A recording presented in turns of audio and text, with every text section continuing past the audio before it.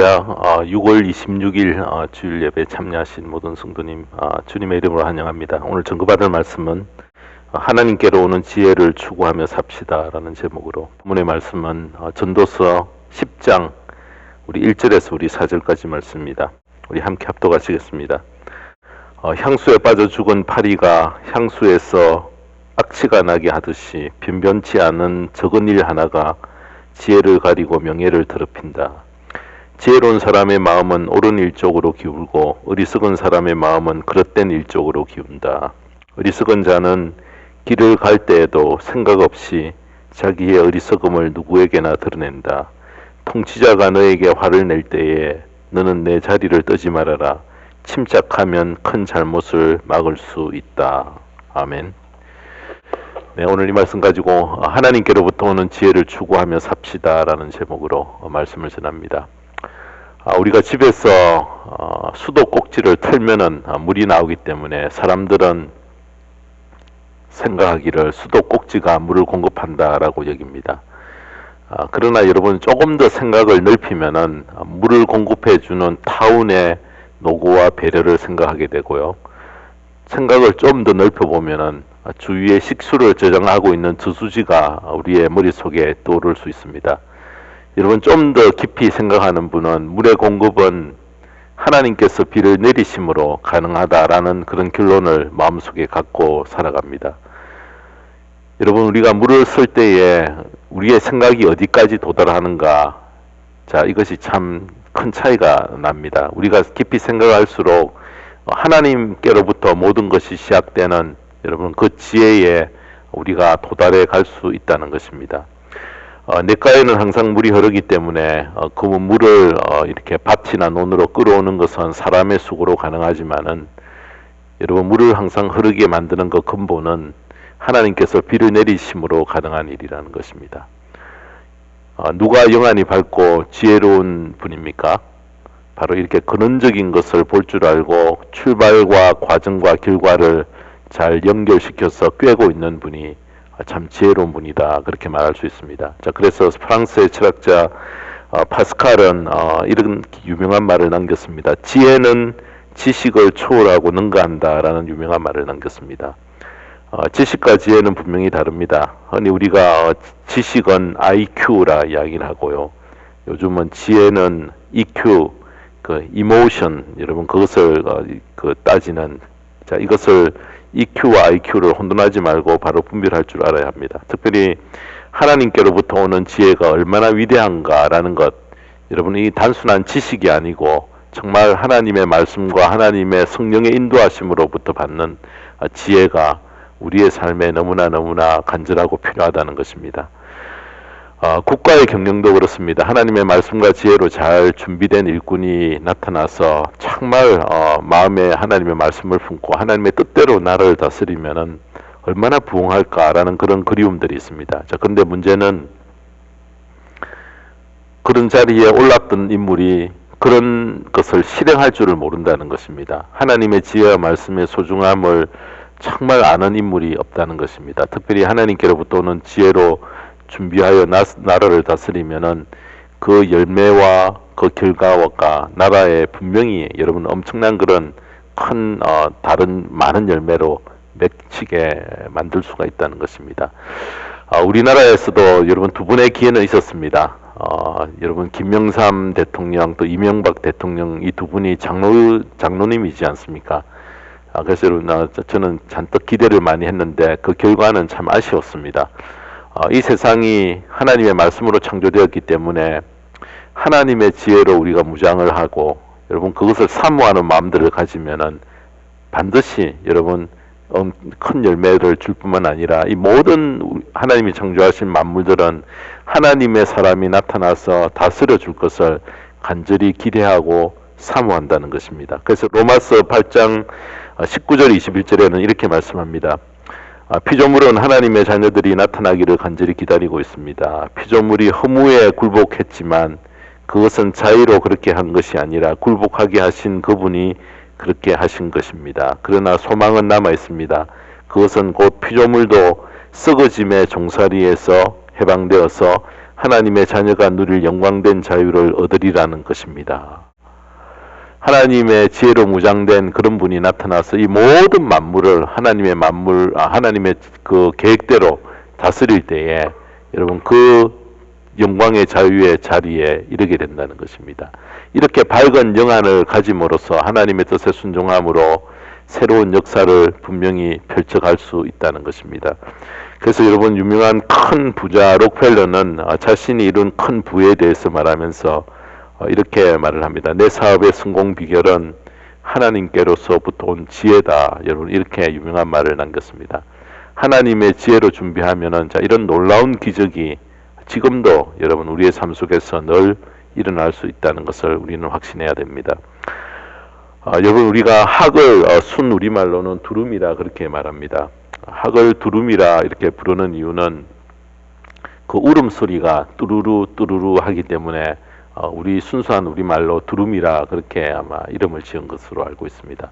이 두루미는 흰 날개를 부드럽게 움직이면서 춤을 추고 하늘을 향하여 긴 목을 이렇게 뽑고 뚜루루 뚜루루 하며 울음소리를 내는데요. 그 울음소리가 매우 커서 멀리 떨어진 곳에서도 그 청아한 울음소리를 들을 수 있다고 합니다.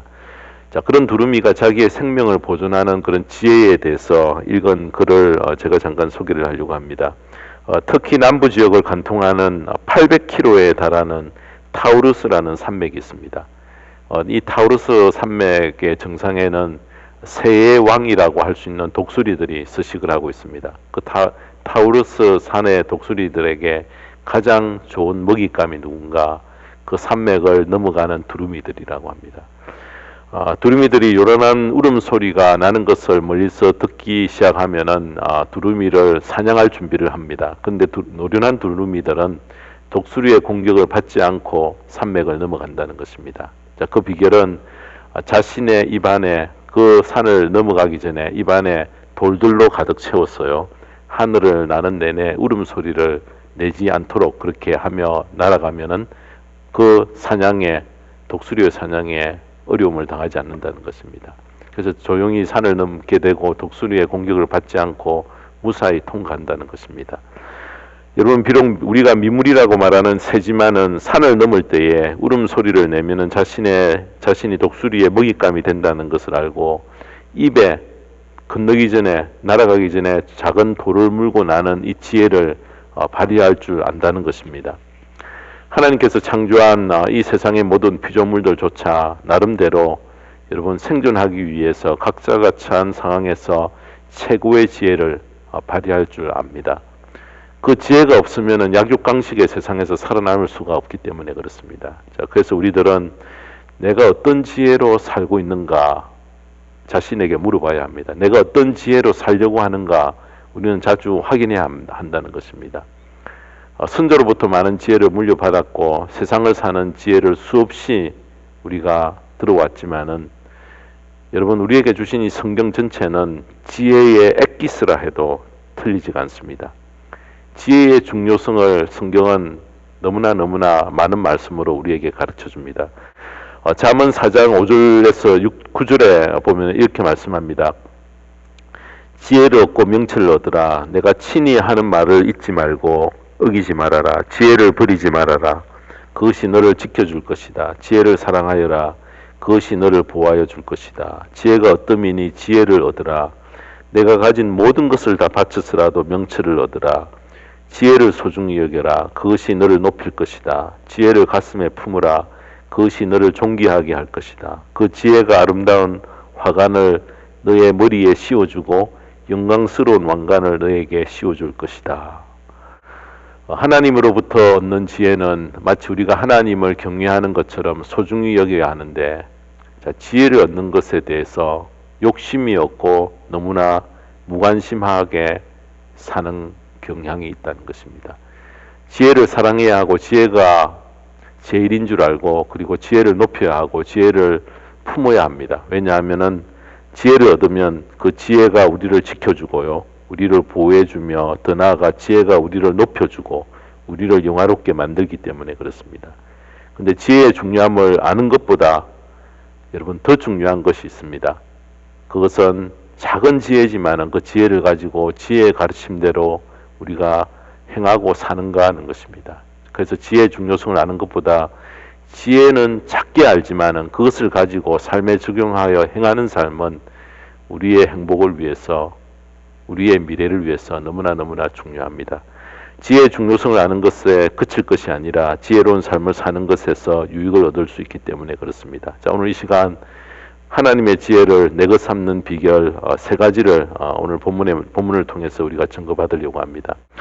첫 번째로 하나님의 지혜로 살기 위해서 첫 번째는 우매한 결정을 피하도록 매사에 신중하라는 것입니다. 1절 말씀입니다. 우리가 오늘 읽은 본문 말씀은 지혜자와 반대되는 우매한 자를 예를 들어서 우리가 어떻게 하면 지혜로운 삶을 살 수 있을지를 우리에게 가르쳐 줍니다. 오늘 본문은 먼저 지혜가 얼마나 소중한지를 가르쳐 줍니다. 본문 1절에 보시면요. 죽은 파리들이 향기름을 악취가 나게 만드는 것 같이 적은 우매가 지혜와 존귀를 난처하게 만드느니라.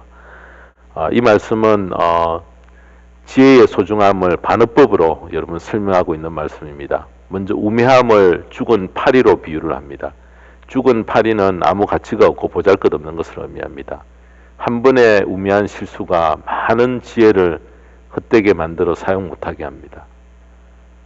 죽은 파리 하나가 향기름 전체를 악취가 나게 만들어 버립니다. 자, 여기서 말하는 이 향기름은 성막에서 하나님께 제사를 드리기 위해 특별히 제조된 아주 귀하고 거룩한 향유를 말합니다. 귀하고 거룩하게 사용될 이 용도로 정성껏 만든 이 향유조차도 아무 쓸모없는 것으로 만들어 버리는 것이 바로 죽은 파리라는 것입니다. 여러분, 죽은 파리를 저는 이렇게 우리가 삶 속에서 이렇게 느낄 수 있는 한 예를 든다고 하면은 우리가 보증 쓰는 것, 코사인 하는 것, 여러분 그것이 작은 일이고 그것이 뭐 친구 사이의 의리를 이렇게 위해서 돕는 어떤 속에서 하지만은 나중에 잘못되면은 한 가정을 파탄으로 몰고 가는 여러분 그런 일이 되어질 수 있다는 것입니다. 자, 이와 같이 작은 우매한 실수가 얼마나 부정적인 큰 영향을 주는지를 말씀합니다. 사람들은 건강을 해쳐가면서 돈을 벌려고 합니다. 돈과 건강, 여러분 무엇이 더 중요합니까? 또 돈 때문에 신앙적인 고귀한 가치를 모두 다 포기해버리는 것은 너무나 우매한 결정인 줄 알면서 돌이키려 하지 않습니다. 자, 그러므로 우리가 지혜자로 살기 위해서 먼저 우리 안에 있는 우매함을 버리고 하나하나 하나님의 지혜로 정리해 갈 줄 알아야 한다는 것입니다. 자, 우리가 지혜롭게 살았다 해도 한순간에 우리가 살아온 모든 지혜의 삶을 헛되게 만드는 것이 무엇인가? 바로 작은 우매함이라는 것입니다.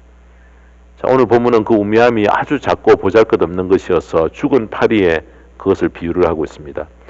죽은 파리 한 마리 아주 작은 것입니다. 자, 우리가 주목하지도 않고 죽은 파리를 대수롭지 않게 여깁니다. 그런데 그 작은 하나가 향기름에 쓸 것에 탁 떨어지면 그 전체를 쓰지 못하게 만들어 버립니다.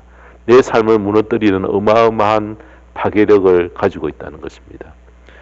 몇백 년 된 거대한 나무를 쓰러뜨리는 것이 무엇인지 아십니까? 어린 묘목에서부터 시작해서 수백 년 동안 그 센 비바람과 천둥 벼락을 거치면서 폭설과 눈사태까지 견디며 자라왔던 이 거대한 나무가 그 밑동을 깔아먹는 작은 벌레 때문에 하늘을 찌르듯 우뚝 서 있는 그 나무가 어느 순간인가 쓰러지고 맙니다.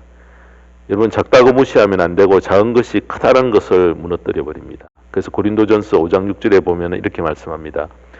여러분은 적은 누룩이 큰 온 반죽을 부풀게 한다는 것을 알지 못합니까? 가루 스말 속에 갖다 넣은 적은 양의 누룩이 가루 전체를 부풀게 만듭니다. 아주 작은 것이 전체를 다 바꾸어 버립니다. 작은 것이 큰 것을 못 쓰게 만들기도 하고 작은 것이 큰 영향력을 끼쳐서 전체를 의미 있게 유익하게 만들기도 한다는 것입니다. 자, 그러므로 우리의 삶에서 작다고 생각되는 것을 결코 소홀히 해서는 안 됩니다. 작은 약속도 여러분 소홀히 해서는 안 되고 작은 약속일지라도 반드시 지키려고 힘쓰면은 그분은 신실하게 사람들로부터 인정을 받습니다. 반대로 작은 약속을 소홀히 여겨 빈번히 어긴다면은 사람들은 그를 실없는 사람으로 여길 것입니다. 자, 그런 사람에게 중요한 일을 맡기겠습니까? 맡길 수 없다는 것입니다. 자, 주님께서 말씀하신 것처럼 작은 것에 충성한 사람에게 큰 것을 맡깁니다. 하나님의 지혜로 살기 위해 우매한 결정을 하는 그런 실수를 범하지 않도록 파수꾼을 항상 세웠어요. 우리의 자신의 삶을 잘 지켜나가는 저와 모든 성도님 되시기를 바랍니다. 자, 두 번째로 하나님의 지혜로 살기 위해서 둘째는 내가 향하고 있는 방향을 잘 파악하고 있어야 된다라는 것입니다. 2절이 그것을 말씀합니다. 하나님의 지혜로 살기 위해서는 내가 어디를 향해 살고 있는가, 어느 방향으로 지금 가고 있는가라는 것을 항상 면밀하게 파악해야 된다는 것입니다. 그것이 바로 지혜자로 사는 방법입니다. 본문 2절은 이렇게 말씀합니다. 지혜로운 사람의 마음은 옳은 일 쪽으로 기울고 어리석은 사람의 마음은 그릇된 일 쪽으로 기운다. 저희들이 사용하는 표준 세번역 성경은 이 옳은 일, 그릇된 일로 이렇게 표현하지만은 오랜 그 개혁 성경은 오른쪽, 왼쪽으로 이렇게 표현을 합니다. 여러분, 성경에서 옳은 일은 오른쪽으로 표현하고요. 반대로 그릇된 잘못된 것에 대해서는 왼쪽으로 표현하고 상징하는 그런 경우들이 참 많습니다. 우리가 잘 아는 마태복음 25장에 나오는 양과 염소의 비유가 그것을 잘 표현을 해줍니다. 마지막 심판 때에 모든 민족이 하나님의 심판대 앞에 서서 양과 염소로 양분이 되어집니다. 하나님께 칭찬을 받은 양은 오른편에, 책망을 받고 영원한 불에 들어갈 염소는 왼편에 나뉘어집니다.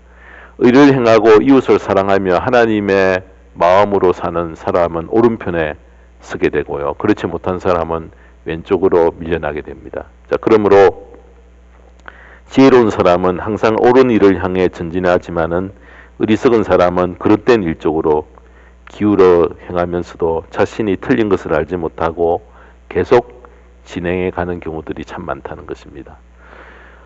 여러분, 우리의 매 순간의 삶은 수많은 선택으로 이루어집니다. 자, 우리가 어느 쪽을 택하느냐 하는 것은 바로 나의 지혜를 보여줍니다. 옳고 바른 길, 의롭고 정의로운 길, 덕을 세우고 은혜를 나누는 길을 선택하는 사람이 지혜로운 사람이라는 것입니다. 물론 그 길, 그쪽을 선택하는 것이 때로는 우리에게 어려움들을, 난관들을 줄 수도 있습니다.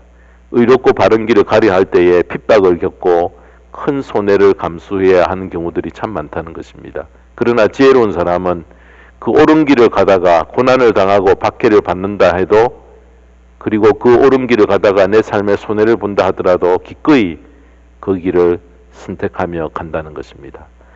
그래서 여러분, 오늘 읽었던 본문 전도서 9장 11절에 보면 이렇게 말씀합니다. 나는 세상에서 또 다른 것을 보았다. 빠르다고 해서 달리기에서 이기는 것은 아니며 용사라고 해서 전쟁에서 이기는 것도 아니더라. 지혜가 있다고 해서 먹을 것이 생기는 것도 아니며 총명하다고 해서 재물을 모으는 것도 아니며 배웠다고 해서 늘 잘 되는 것도 아니더라. 불행한 때와 재난은 누구에게나 닥친다. 자, 이 말씀은 세상의 모든 일은 우리가 생각하는 계획대로 되지 않는다는 것을 우리에게 알려줍니다. 왜냐하면 이 세상은 부조리한 일들이 많고요. 제약이 관영하여 점령하고 있기 때문에 부조리한 이 세상은 바르게 살려 하는 사람보다 부정과 불의한 방법을 사용하는 사람들에게 오히려 더 유익하고 더 좋을 수가 있다는 것입니다. 자, 그래서 성경은 정직한 자가 복을 받는다고 가르치는데 삶의 현장에서는 여러분, 정직한 자가 오히려 고난을 당하고 압제를 당하는 경우들이 훨씬 많다는 것입니다. 세상에 그런 부조리와 불합리한 일들이 많지만은 지혜로운 사람은 그런 세상에 편성하였어요. 적당히 불의한 방법으로 자신의 유익을 취하려 하지 않는다는 것입니다. 부조리한 세상에서 박해를 받고 손해를 본다 하더라도 바른 길, 옳은 그 방향으로 가야 함을 알기 때문에 내가 어느 방향을 가고 있는가를 자신에게 항상 묻고 파악하여서 사는 귀한 삶의 자리에 우리가 항상 나아가게 되기를 주님의 이름으로 축원합니다. 마지막 세 번째로 하나님의 지혜대로 살기 위해 우리에게 주시는 세 번째 권고는 3절입니다. 아무 생각 없이 자신을 방치하면은 어리석음에 도달한다는 것입니다. 본문 3절은 지혜를 추구하려 하지 않고 형편 따라 아무 생각 없이 자신을 내버려 두는 삶에 대해서 이렇게 말씀합니다. 3절에 보시면은 어리석은 자는 길을 갈 때에도 생각 없이 자기의 어리석음을 누구에게나 드러낸다. 어리석은 자는 자신이 어리석은 것을 드러내는 줄조차 잘 모릅니다. 어떤 사람이 가장 어리석은 사람인지 아십니까? 시편 14편 1절과 53편 1절에는 같은 말씀을 반복하는데, 어리석은 사람은 마음속으로 하나님이 없다 하는구나. 하나님이 없다고 주장하는 이유는 하나님 중심이 아니라 모든 것을 자기 중심으로 생각하며 살기 때문에 그렇습니다. 이 세상의 모든 만물 속에는 하나님의 창조의 손길이 숨어 있어서, 여러분, 그것을 찾고 고민하는 사람에게는 반드시 하나님이 이렇게 하셨구나라는 것을 알게 해놓았습니다. 그러나 아무 생각 없이 대하니까 하나님이 어디 있어 하며 어리석은 그런 자리에 빠지고 만다는 것입니다. 하나님이 없다는 주장은 헛된 생각에 빠진 그 고집에 불과합니다. 자, 그래서 파스칼은 하나님과 인간의 관계를 세 가지로 이렇게 분류를 했습니다. 신과 무관한 인생, 또 두 번째는 신을 탐구하는 인생, 세 번째는 신을 믿는 인생입니다. 첫 번째 종류의 사람은 어리석은 자입니다. 두 번째 종류, 신을 탐구하는 인생으로 일생을 보내는 사람은 불행한 자입니다. 세 번째, 하나님을 믿는 인생은 행복한 자라, 그렇게 이야기를 합니다. 여러분, 어리석다라는 absurd라는 이 말은 귀머거리라는 뜻의 라틴어에서 나온 말입니다. 하나님의 말씀을 듣지 않고 자기 주장을 고집하는 사람은 결과적으로 버림을 받습니다.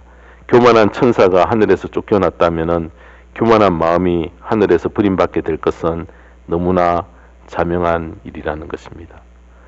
그래서 여러분, 길과 방향을 정하지 못하고 자신을 방치하면은 이렇게 어리석은 자리에 빠지고 만다는 것입니다.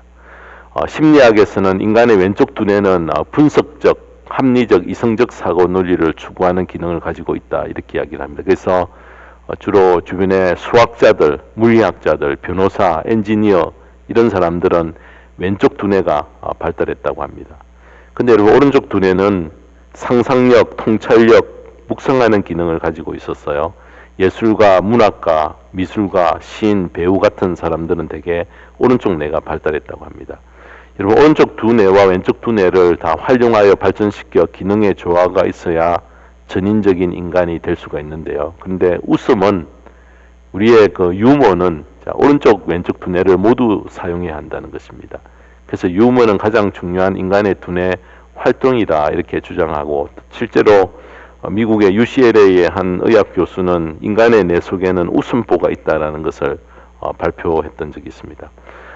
사랑하는 여러분, 우리가 지혜자로 살려면은 내 자신을 방치해서는 안 됩니다.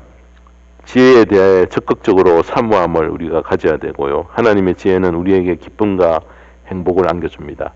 삶이 행복하면 우리의 얼굴에 웃음이 가득하게 되는데, 우리가 하나님의 말씀으로 무장하면은 하나님의 말씀은 나를 창조하신 기초가 되기 때문에 우리에게 활력을 불어넣어주고요, 기쁨을 주고 우리를 지혜롭게 만든다는 것입니다. 자, 그래서 주님께서 말씀하시기를 내 기쁨이 너희 안에 있어 너희 기쁨을 충만하게 하려 함이라, 이렇게 말씀하셨습니다. 자, 우리가 하나님의 지혜로 무장하여 얼굴에 웃음이 가득하고 삶의 기쁨으로 말미암아 더욱 성령 충만한 사람이 반드시 되어야 합니다. 자, 옳은 분은 예수님이십니다. 옳은 일은 지혜입니다. 옳은 삶은 의로운 삶입니다. 매일매일의 삶에서 우리가 오른쪽 편을 택하여 옳은 것을 택하여서 나의 남은 시간을 가장 지혜롭게 살다가 주님 앞에 설 수 있는 저희들이 되어야 하겠습니다. 예수님께서 마태복음 11장 19절에 이렇게 말씀하십니다. 그러나 지혜는 그 한 일로 옳다는 것이 입증되었습니다. 자, 그렇습니다. 지혜는 자신이 어떤 선택을 하며 어떤 일을 하느냐 하는 것으로 증명이 됩니다. 지혜의 길이 늘 형통한 것은 아닙니다. 여러분, 지혜의 길이 늘 형통하다면 모든 사람들이 그 길을 선택해 갔을 것입니다. 자, 그런데 지혜의 길은 고난의 길이요, 또 손해보는 길이요, 억울한 일을 당하기도 하며 미움을 크게 받기도 합니다. 그러나 지금 당장은 그렇게 힘들고 험한 길이지만은 그 길 끝에는 하나님께서 주신 평강과 형통이 기다리고 있다는 것입니다. 그러므로 우리가 정신을 차리지 않고 눈 놓고 있으면은 우리가 지혜의 길을 피하려 하고요, 도망가려고 하는 그런 안타까운 일들이 일어난다는 것입니다. 사랑하는 여러분, 우리는 매일의 삶에서 선택해야 합니다. 지혜자로 살 것인가 우매자로 살 것인가 하고 말입니다. 우매한 사람은 지금 자기 눈앞에 보이는 이익에 마음이 뺏겨서 불의와 부정을 선택하지만은 지혜자는 지금 당장은 손해볼지라도 하나님 앞에서 부끄럽지 않는 그런 옳은 삶을 선택하며 살아갑니다. 그 길의 끝이 형통함을 알기 때문에 그렇습니다. 여러분, 옳은 길을 선택하여 우리가 살아가십시다. 바르고 정직한 삶을 선택하여 사십시다. 자, 그 오른쪽을 선택할 때에 우리에게 어려움이 있고 고난이 있을지라도 그 끝은 형통이고 축복입니다. 자, 이것이 하나님이 우리에게 약속해 주신 고귀한 것입니다. 남은 시간 하나님의 제자로 매일매일 내가 맞이하는 일을 하나님의 지혜로 해석하고요. 하나님의 지혜로 적용하여서 하나님의 지혜를 사모하고 하나님의 지혜로 살다가 주님 앞에 굳건히 설 수 있는 저와 모든 성도님의 복된 생애가 되기를 주님의 이름으로 축원합니다. 기도하겠습니다. 하나님 아버지, 하나님의 지혜의 맛을 못 봤기 때문에 하나님께로부터 오는 지혜를 우리는 때로는 지겹게 여기고 꼬리타분하게 여기고 겁내기도 하고 어렵다는 그런 선입관을 가지고 우리가 지혜를 무시하며 살아온 것이 사실입니다. 그러나 하나님의 지혜의 맛을 본 분들은 하나님의 지혜가 우리를 자유케 함을 깨닫습니다. 하나님의 지혜로 사는 유익을 우리가 알아서 내가 하나님의 지혜로 사는가 항상 확인하게 하시고 나의 것 삼아서 그 속에 감추어진 모든 혜택을 누리며 사는 복된 생애의 자리에 우리가 함께 나가서 날마다 나의 삶을 펼쳐보며 내가 얼마나 하나님의 지혜의 사모함들을 가지며 살아가고 있는가 내 자신을 시험하고 확증하는 자리에 설 수 있는 저희들 되게 인도하여 주시옵소서. 감사드리며 예수님의 이름으로 기도드리옵나이다. 아멘.